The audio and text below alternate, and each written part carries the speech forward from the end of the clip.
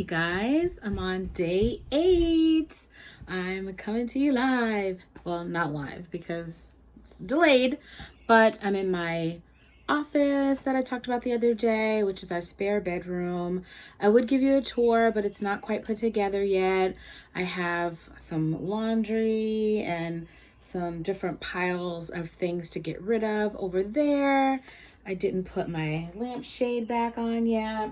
I got some potatoes and things that I'm going to be planting in the garden in the next week or two.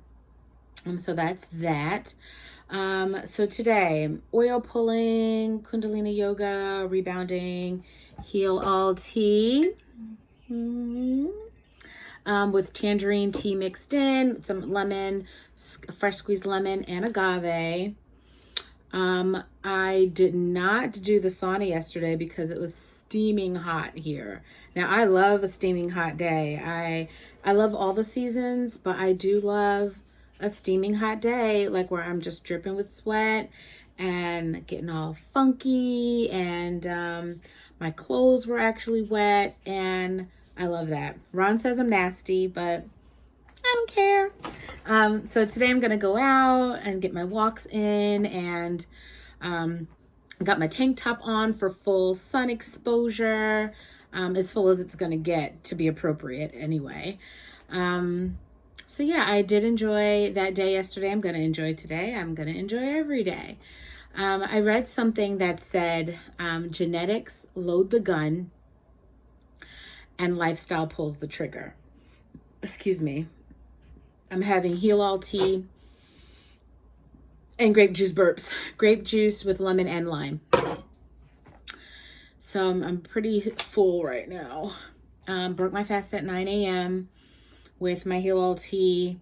Then 2 hours later, drank my juice. It's now noon, and I'll be having another juice shortly. I used to do juices at the top of the hour, like a 16-ounce juice at the top of the hour, but that's too quickly for me. I noticed that it was causing me to pee a lot more, which to me, it makes me think that I'm not fully absorbing the nutrients from the juice, and it's just running through me. Other than the other day when I drank all that water, I held on to it because I was really dehydrated from the foods and things that I indulged in.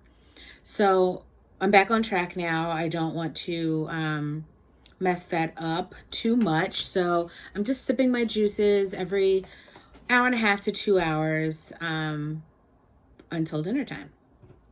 So back to the lifestyle pulling the trigger. I have a family member right now who has been sent home to die. There is no more the doctors can do for this person. And I look at that and think, that's tragic.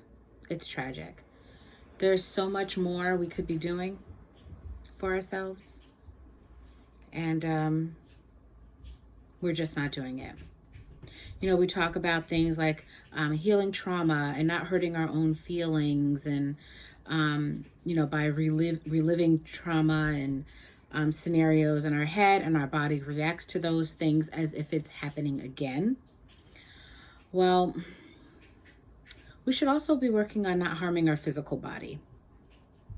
Eating poorly is literally harming ourselves. It is a form of self-harm. It is. And I don't care. I don't care what anybody has to say about it. It's not extreme what I'm saying here. It's like the actual truth. This is self-harm, no matter how you want to spin it. When you're overweight, when you're overindulging on things that don't serve you well, that aren't good for you, that is self-harm.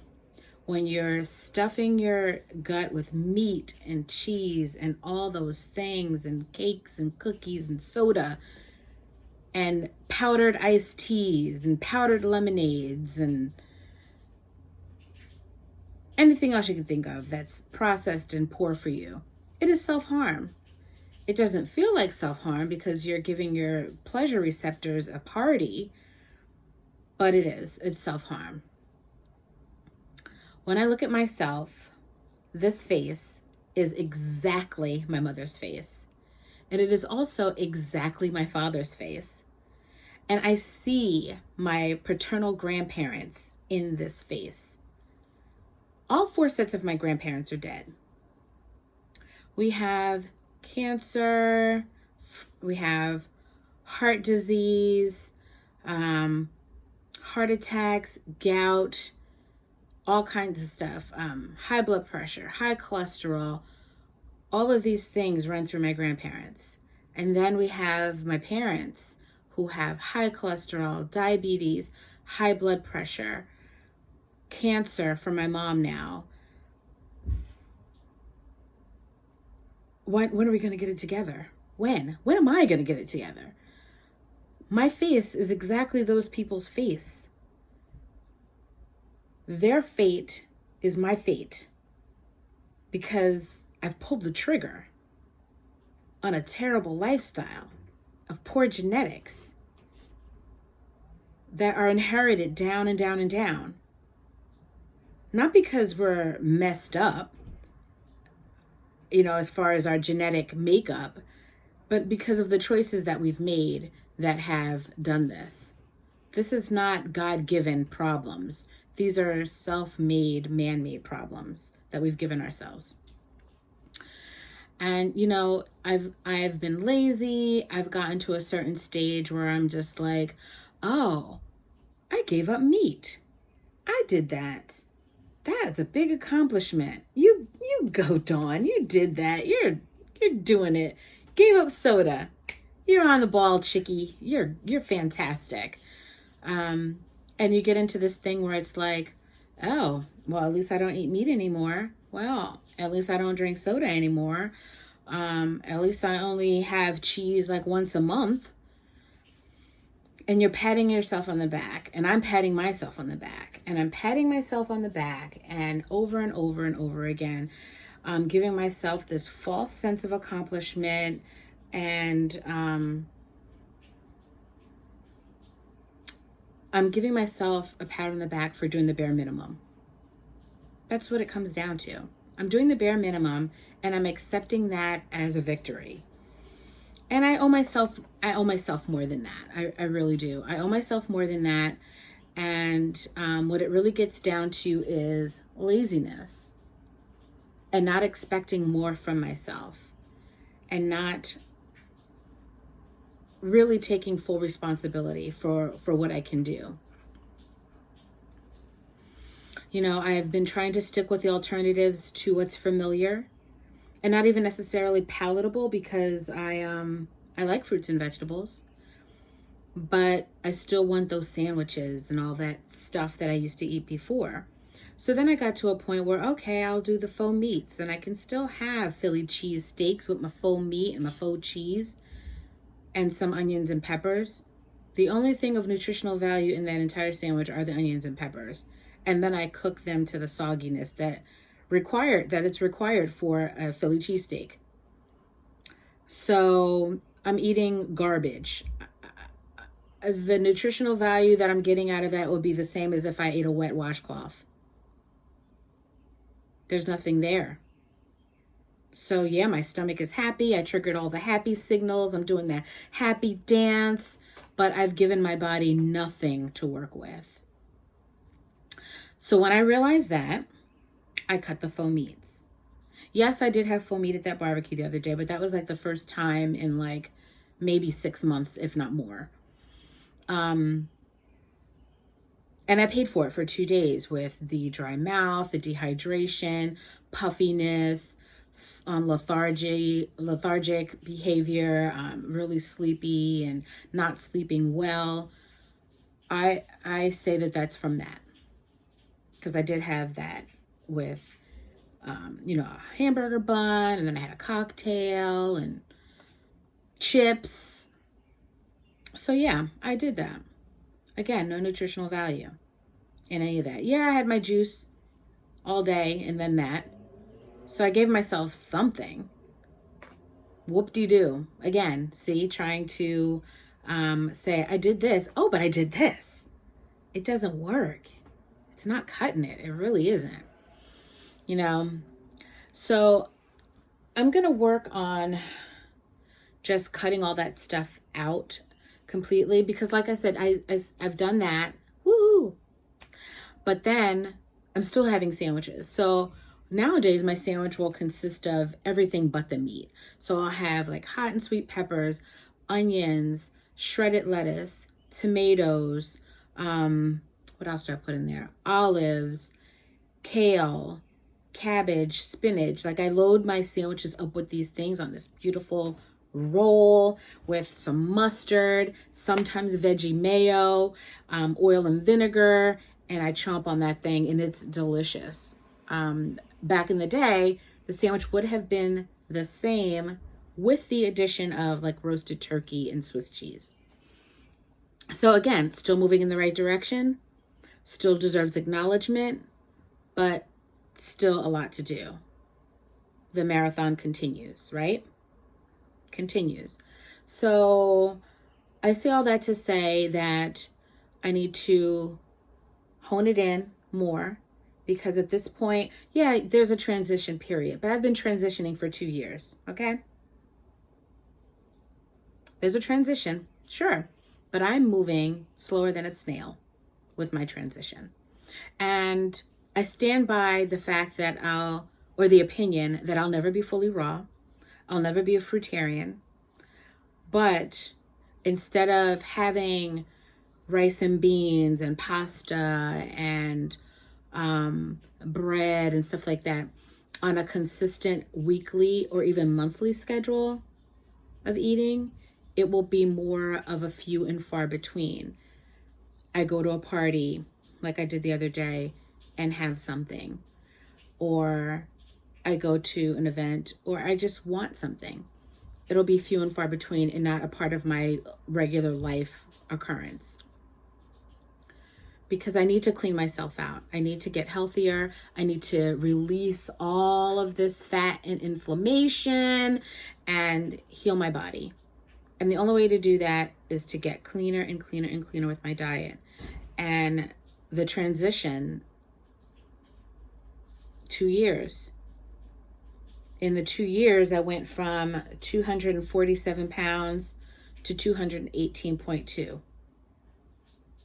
That's nothing to brag about, really, in the 2-year period. It's nothing to brag about. So, I have work to do. And that's the whole point of this 30 days. 30 minutes of deliciousness does not equate to a reward. It's not worth the consequences. It's not worth the consequences of heart disease, diabetes, high blood pressure, high cholesterol, cancer. It's not worth it. For me, it's not worth it. Yes, food is an addiction. I get all that. But I don't want to get to the end of my life and say, damn, I did this to myself. And I had the power all along to change it. Doctors don't know enough. They don't care enough. If that was the case, my family member would not have been sent home to die. That person would be on a diet that's suitable for their toxic body to heal the problem. And sometimes people may be too far gone. But why not give yourself a fighting chance? Sometimes it's a thing of not being educated enough for the regular person, but the doctor should have that education and they don't. So that's where you need to be responsible for yourself and advocate for your own health. I've tried to help people in my family advocate for their own health. But in reality, yes, I do a lot of the right things. I'm still doing some wrong things, and I do a lot of the right things. But Ron and I had a conversation about this. If you look at me being inflamed and overweight, and I'm trying to tell you how to live healthier, I'm not necessarily the poster child for that. Because why are you, who is most likely thinner than I am, although sick with cancer, you're thinner than I am, why are you going to listen to me, the fat girl, or the girl who has fat, instead of someone else? Because you're looking at me like you can't even control what you put in your mouth and you're trying to tell me what to put in my mouth. It's the reality. It's the reality. But I'm not going to feel guilty about that. I'm not going to own that, because I do feel like I could be a better representative for a healthier lifestyle and maybe save a life. But people have to still want it for themselves regardless. I give them the information. If they care enough about themselves, they can say, you know what? Let me see what this girl's talking about. What is she doing? What's happening? Because she is happier. Her skin is clearer. She has lost some weight. She's doing something different. Her eyes are clearer. She's not constantly carrying tissues around. Literally, I would carry tissues everywhere I went. You saw in the beginning of some of my videos, I always had tissue stuffed in here. I don't even need to do that anymore. But when you're not seeing a physical representation of what you're saying, people are not as open to listen, because people are visual. They need to see what's going on. They need that to pump them up. That's why you have skinny women with abs doing workout videos to sell the workout videos, because they don't want to see me selling the workout video. They want to see the after photo, not the before or the during. So this is my own journal of the during. And hopefully it helps someone. I'm going to be as honest as possible when I eat something that's not great, even though, people will judge, and somebody may say, oh, this girl's been talking about the same stuff for so long and she's still doing the wrong things. Okay, don't we all do the wrong things sometimes? Don't we all fall back into our regular bad habits sometimes? I would say I'm doing my best, but I'm not. I'm not doing my best. But I'm aware of it, and I'm going to keep striving for my best every day. So I got my tank top on. I don't know if I said that before, so I can get my full sun exposure when I go out today. This video is way longer than I wanted it to be. I'm going to go and get ready to make some more juice. I do notice a difference. I am going a lot to the bathroom more, like bowel movements, like 3 times a day. My stomach is gurgling like all the time. Like Ron and I were laying in bed last night, and it's not hunger. I guess, things are just working and moving and stuff. We were laying in bed, and Ron was like laying on my chest, and he was like, I'm going to move because your body is making lots of noises in there and it needs to stop. So yeah, I have an internal fire going on, and things are happening, and so yeah, that's where we're at. Day 8. All right, you guys, have a great day.